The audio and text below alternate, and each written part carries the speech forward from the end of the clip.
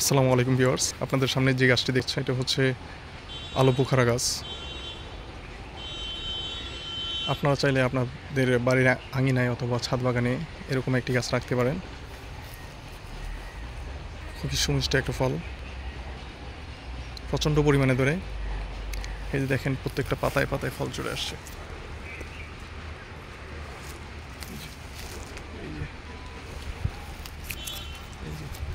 প্রত্যেকটা পাতায় পাতায় ফল চলে আসছে। এখন ফলগুলো ছোট গুটি গুটি অবস্থায় আছে। এই যে ফলগুলো,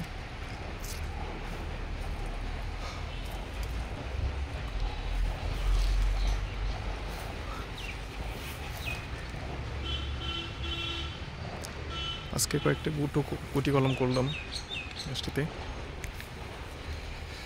খুবই সুমিষ্ট একটা ফল। এই যে দেখেন, একটু পাতায় পাতায় ফল চলে আসছে। অবশ্য কলমের চারা রোপণ করবেন। আমি সাজেস্ট করব যে প্রত্যেকে কলমের চারা রোপণ করবেন। কলমের চারা রোপণ করলে খুবই অল্প সময়ে ফল আসবে, আর বীজের চারা রোপণ করলে সময়টা একটু বেশি লাগবে।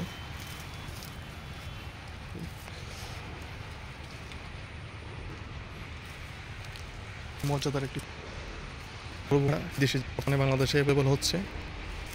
আপনারা এই গাছ রাখতে পারেন আপনাদের বাগানের আগে ছাদ বাগান। বছর প্রচণ্ড পরিমাণে ধরে, কিন্তু ফলগুলো পরিপক্ক হওয়ার আগে খাওয়া হয়ে যায়। কালার আসার আগে, কালার আসতে আসতে শেষ যায়। খুবই মজাদার ফল। কালার আসার আগে ফলগুলো খাওয়া যায়। খুব পছন্দ করে এই ফল।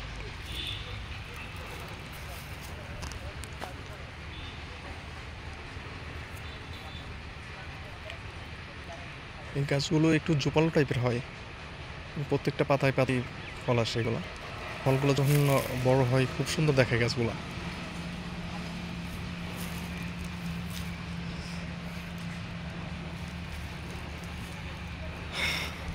আজকে কয়েকটা কলম করেছিলাম, দেখা যাক।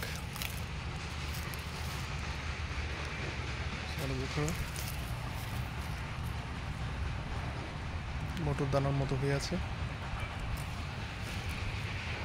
এখন কেবল ফলগুলো আসতেছে।